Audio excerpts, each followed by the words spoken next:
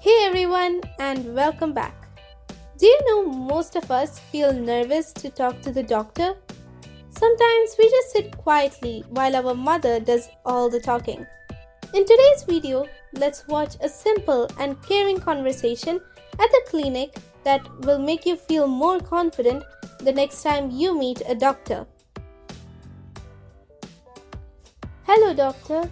I feel sick. What's the problem? I have a fever. Do you have any other symptoms?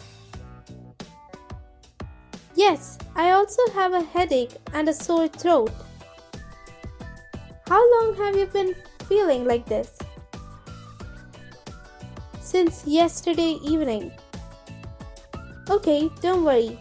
It looks like a viral infection. Is it serious, doctor? No, not serious.